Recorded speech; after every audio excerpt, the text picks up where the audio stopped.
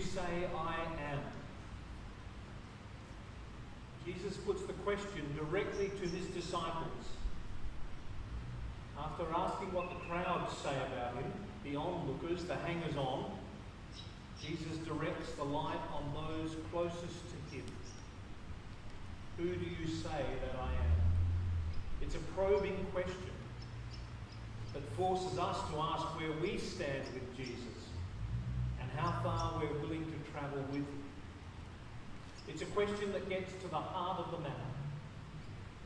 Who do we believe this Jesus to be? How we answer this question makes all the difference in the world. It doesn't change the reality of who Jesus is. Rather, it shapes and defines who we will be.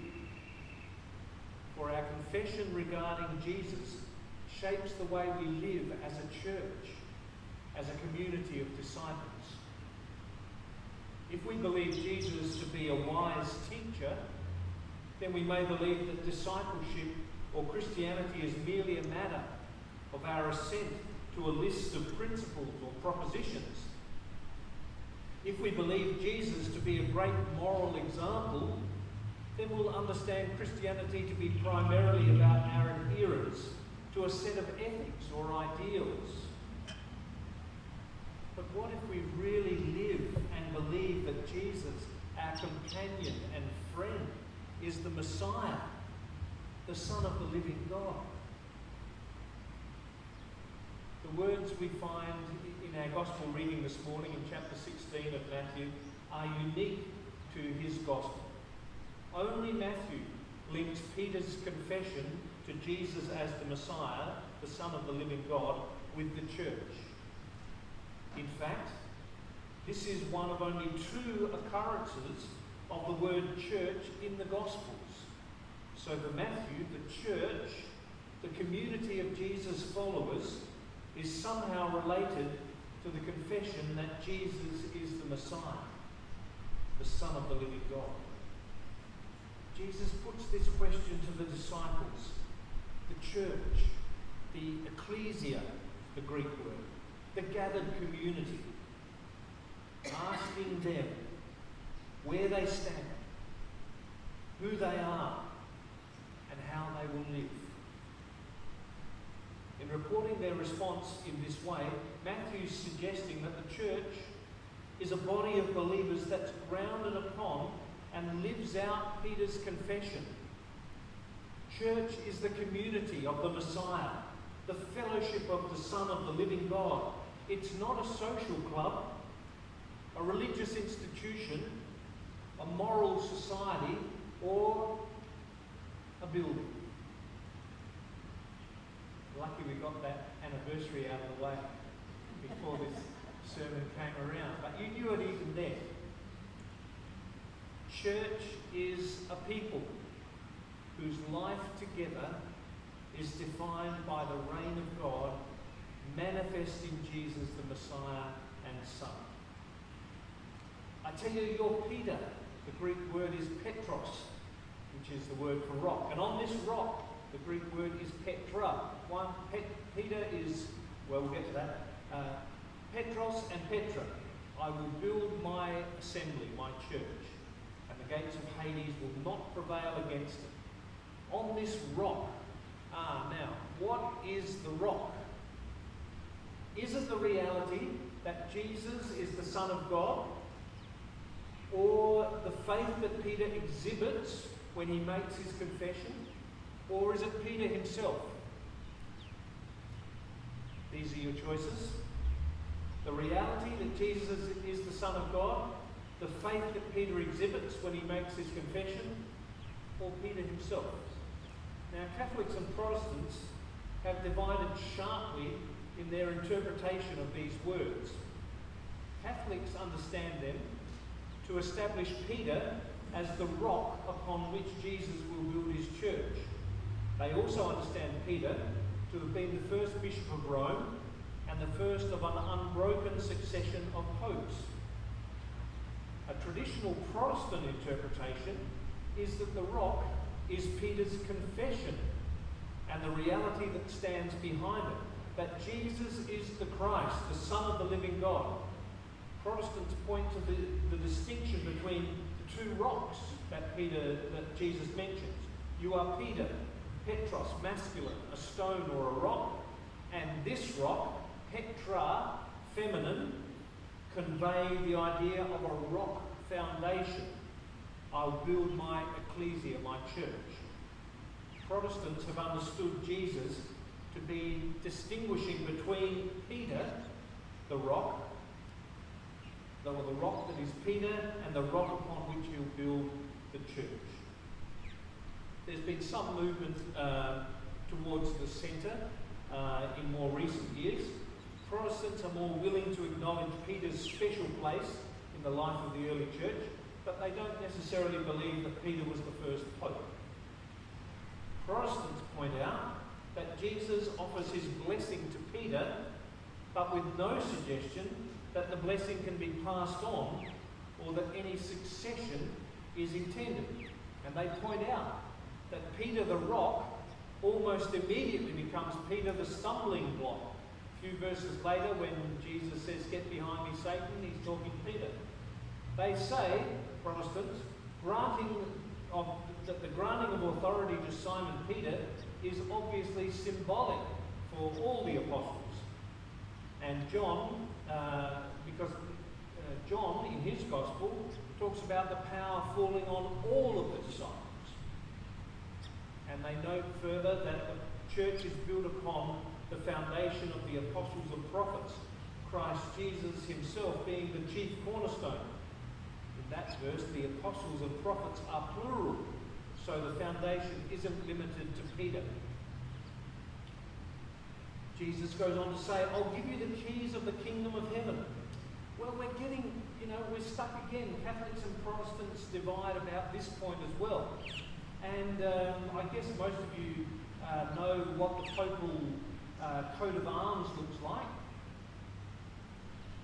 You probably know it because you've got a papal medal, like me, and on there you can see, it's on the screen anyway, it looks a bit like that, and it's got these keys that are crossed. Why has it got keys that are crossed? Because Jesus said to Peter, "I'll give you the keys of the kingdom." So, what should we do? Yes, it's good fun having popes and stuff. It's good fun meeting the Pope. I'm sure most of you have met the Pope. Haven't you? We've all met the Pope, haven't we? Come on, people. Up your game a little bit. And, what you do when you meet the Pope is you get like a 5-second photo opportunity, and then you can buy the photo later. It's all over in a flash. But there you've got the souvenir photo forever. However, some Protestants get a bit carried away with this meeting the Pope business, and in the next photo, you will see a Protestant minister who is becoming a complete, papist there and kissing the ring of the Pope, which is a traditional greeting to acknowledge the authority of the Pope. I reckon in Elizabethan England, she probably would have been burned as a heretic or a witch. Probably a witch for trying to be a minister, and women couldn't do that, and certainly a heretic for, acknowledging the Pope in some way. Actually, what happened, she just said, "I'm going to do it. Everyone else does it, I'm going to do it too." And we got the photo to prove it. Yes, it's good fun meeting popes, and that's in a meeting, same occasion as mine. We're in a meeting room in the Vatican. It's fairly grand and awe-inspiring. Yes, it is fairly dramatic. But this was kind of more special. This was when the Pope came to Geneva, and I was over there in that section playing the music and leading the worship in the small chapel of the Ecumenical Centre. And on that occasion, we got a memorial medal for hanging out with the Pope. Now, just in case you're really worried about my loyalties here, one more thing is going to really disturb you now, because Catalina and I also did the Camino de Santiago, this trek across northern Spain, and you get to Santiago, and there you, for completing the pilgrimage and getting it stamped along the way to show you that you were a genuine pilgrim, you weren't just out for a stroll of 700 k's or whatever. Actually, we did it on bikes, which is permissible. Bikes, donkeys, walking, all acceptable means of getting there. And when you get there, you get this official document, which is basically, it's basically a plenary indulgence. You know what the Reformation was about? Making sure the Pope didn't hand out these things. As soon as the coin in the coffer rings, the soul from purgatory springs. I'm springing. That's me. Says it right there. 2004, even better, was because it was a holy year when St. James' birthday falls on a Sunday. You don't just get some sins forgiven. Plenary indulgence. All sins forgiven. Who couldn't love the Pope? Oh, he's gone. Who couldn't love the Pope? It's good fun to meet the Pope. It's good fun to hear these stories. I haven't gone completely over to the other team, but I don't think as Protestants we need to have the same fear that perhaps we once had about these stories.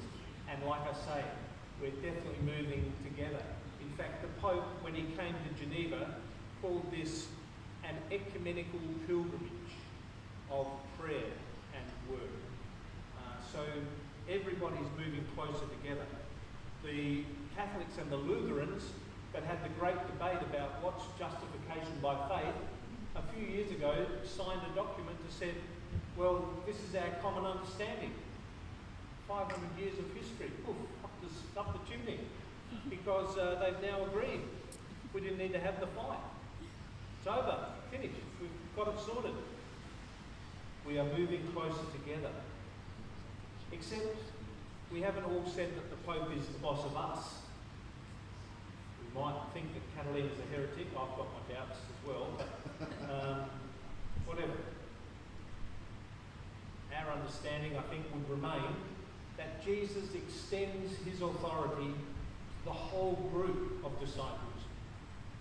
When he says to them a little later, I tell you, whatever things you bind on earth and have bound in heaven, and whatever things you release on earth will be released in heaven, is a reference to all the disciples, not just to one person in particular. And in the Uniting Church, we probably go as far as we possibly can to prove that all our decisions should be made in committees, rather than entrusting anyone into... Don't start laughing. I'm trying to keep a straight face when I say that. We love our committees in the Uniting Church because we believe that decisions rightly belong with the whole community, not just one person to make the rules.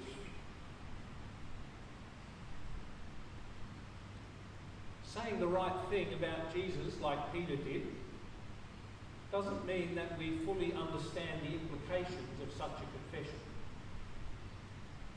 When we think about Peter's answer to this question, who do you say I am, we realise it's an impressive answer. He'd been to Sunday school or something because he got the answer so right.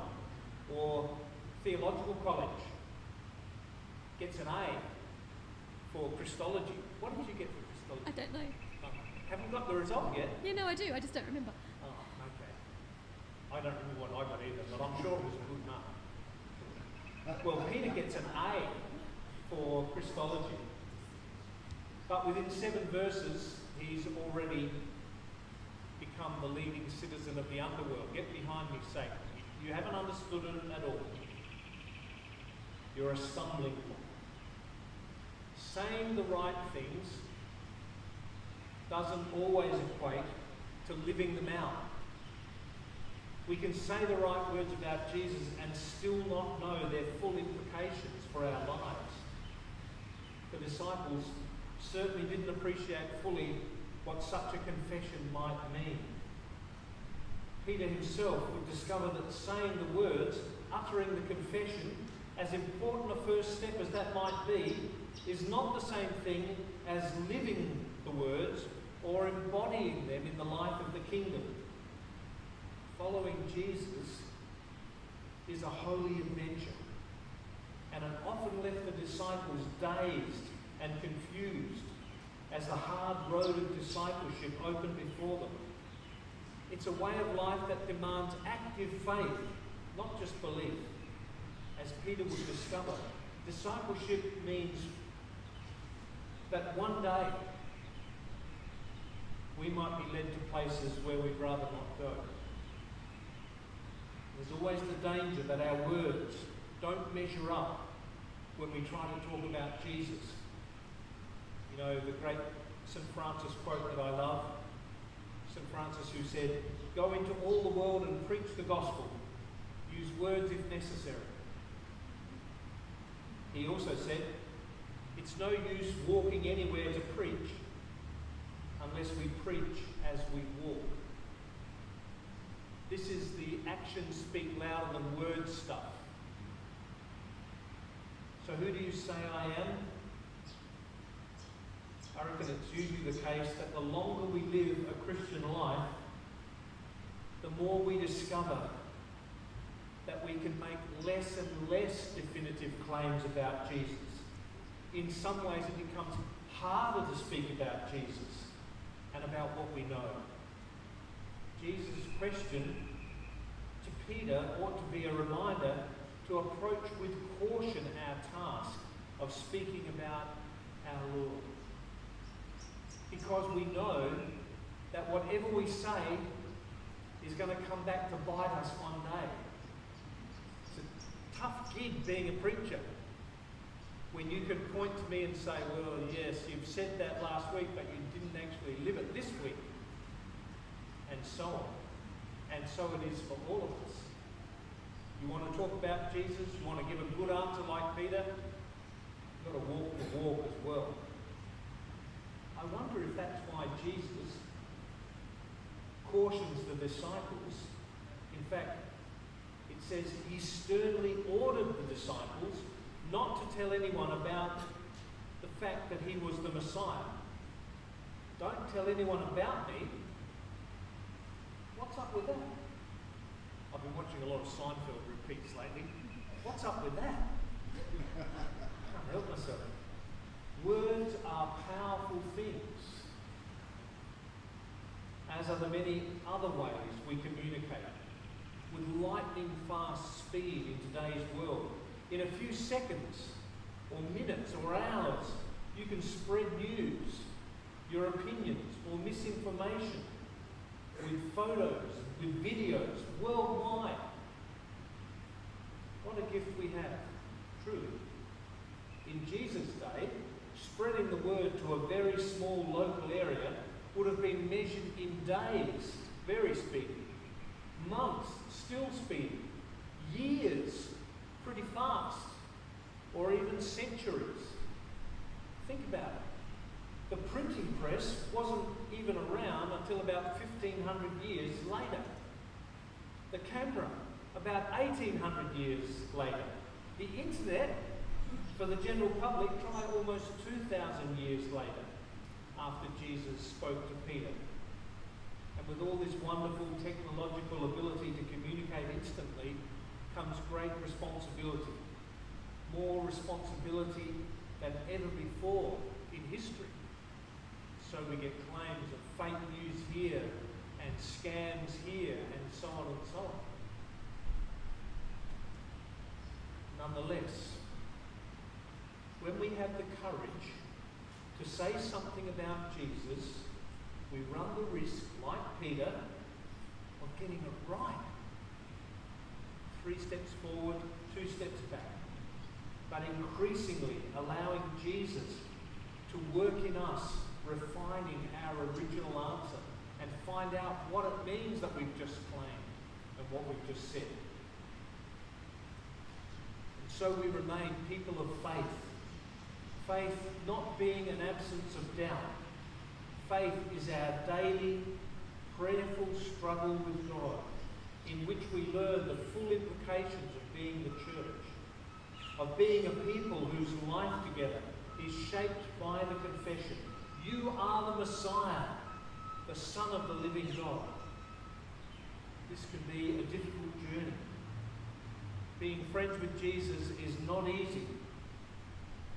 The way this confession leads is costly and demanding, but it's also a great gift. The way of Jesus leads to full and abundant life. In asking, "Who do you say that I am?" Jesus invites the disciples, the church, into a relationship, to walk with him the often hard and demanding road of discipleship.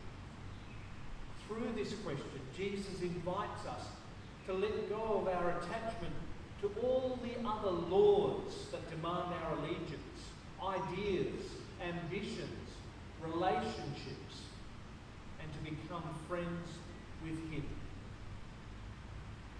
There's an old Spanish proverb that says, "Tell me who you walk with, and I'll tell you who you are."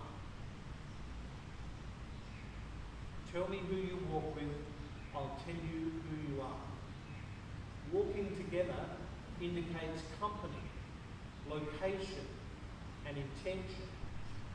Where you are and with whom, and where you go and with whom. The idea is that identity is not just a personal project, but also a building of relationships, of establishing a community. Our identity is established by our company, by those who surround us, and the ways that we behave to one another, the ways of our dealings together. But it's also about walking, about going somewhere. To be on the way is to dare to change, to move from one situation to another, from one understanding to another, from one vision to another. For as we walk, our point of view changes. And as we share, the vision is informed from more than one perspective. Perhaps our problem is that many of us come from individualistic cultures, and we need to hang with people who come from more communal cultures. In Africa, there's another concept which is often talked about called Ubuntu, which is often translated as a person is a person because of other persons. You can't be a person on your own. You're only a person when you're in community. Who we walk with, who we're in community with, tells everybody a lot about who we are. So in making our confession, we don't make it on our own. We're saying that we want our lives, our witness, our ministry to be defined by Christ's life, his witness, his ministry. We're often guilty of projecting our own ideas about the nature of discipleship onto Jesus, shaping our confession about Jesus rather than letting it shape us and give content to our life and our church. That's because we don't always like what Jesus has to say to us. Go sell your possessions. Hate your father and mother. Take up your cross. Deny yourself. As we come to understand who this Jesus is, we may believe that embodying Peter's confession is frankly impossible. And it is, unless we acknowledge that we are never alone. Christ walks the way beside us, before us, alongside us. Christ is our constant companion. So we finish with the question where we started. Who do you say I am? This is the heart of the matter for us as a church and as Christian people. How we answer this question with our lips, with our lives, defines the shape of our life together. We make this confession not by heroic acts of will, but by grace, transforming our relationship with the God who has come to us in the flesh, who walked the way before us, who joins us on the road even now. The confession is not our possession. It's not the result of our cleverness or the fruit of our brilliant deduction. It's a blessing to be able to say, and even more to live, you are the Messiah, the Son of the living God. It's a gracious and costly gift. Are you ready to be disciples? Are you ready to be Jesus' people?